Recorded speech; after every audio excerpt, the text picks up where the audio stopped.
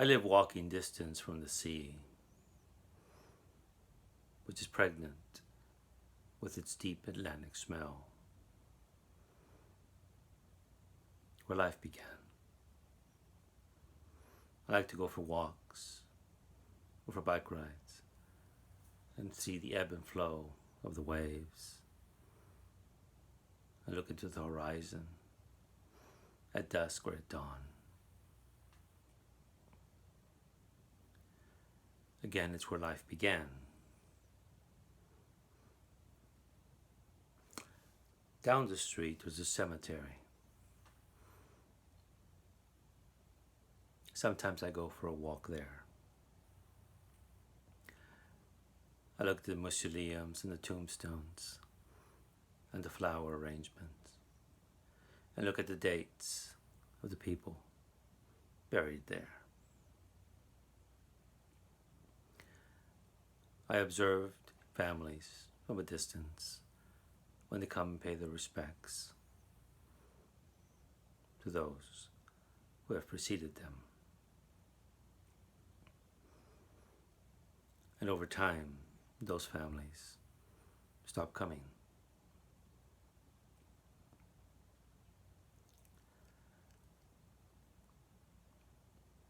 One thing we know is that our life here is finite. And when I see the cemetery and these monuments to the dead, remembrances to the past, at one point, those people who knew them will pass on themselves. And they'll all be forgotten. And just be like rain or tears in the rain, left to oblivion,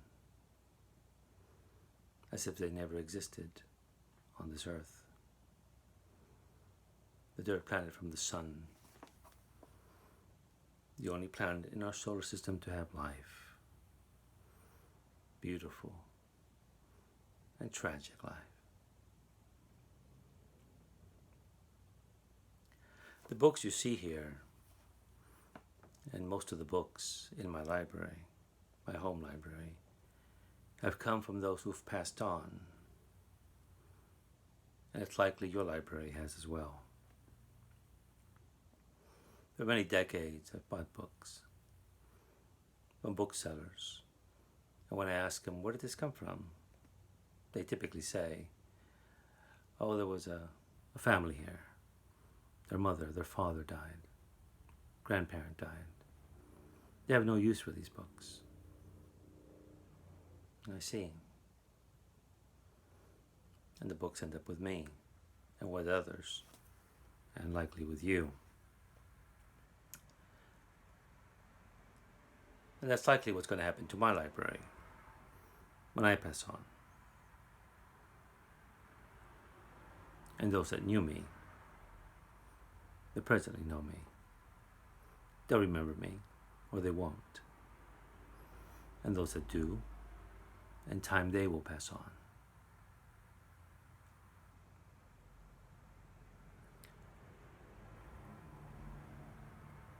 Memento Mori. Remember that you too will die at one point. Now, what books, what words of wisdom do you find solace in? Obviously, it's very subjective.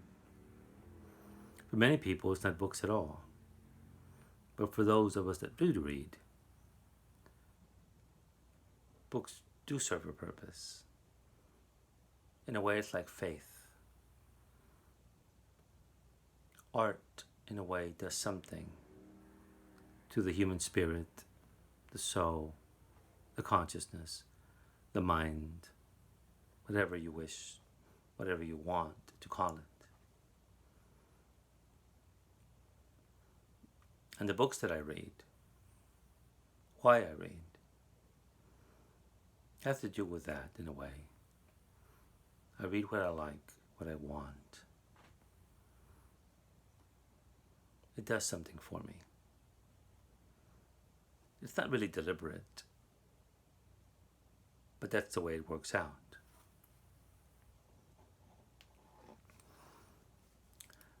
I will conclude by quoting from a book that I like very much. It's actually a 30, 40 page pamphlet by someone who lived in the 1600s. I believe he was born in 1605.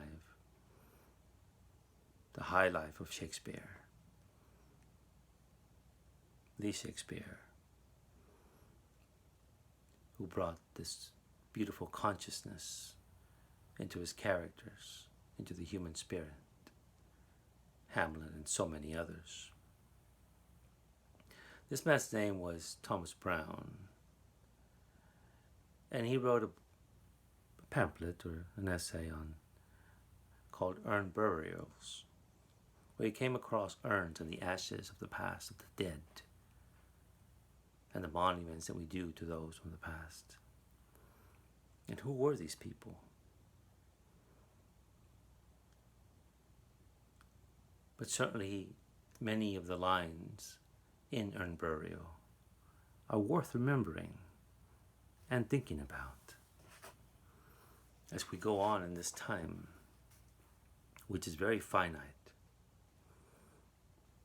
Because time, which antiquates antiquities and has an art to make dust of all things, has yet spared these minor monuments, like those I see down the street from where I live. The cemetery. So the lessons that I take from life is that if we begin to die when we live, and long life be but a prolongation of death, our life is a sad composition. We live with death and die, not in a moment.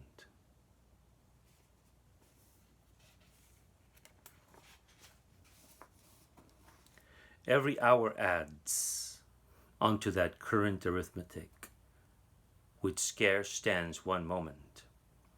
And since death must be the Lucina of life, and even pagans could doubt whether to live or to die, since our longest sun sets at right descensions, and makes but winter arches, and therefore it cannot be long before we lie down in darkness and have our light in ashes, since the brother of death daily haunts us with dying mementos, and time that grows old in itself bids us hope no long duration.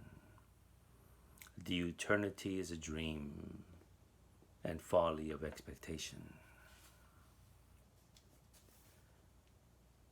For there is nothing strictly immortal but immortality.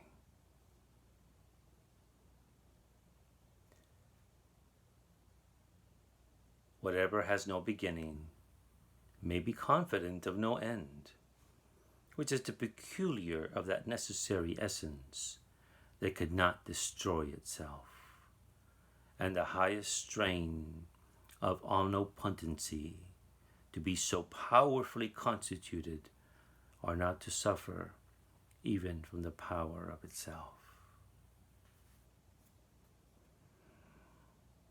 Life is a pure flame, and we live by an invisible sun within us.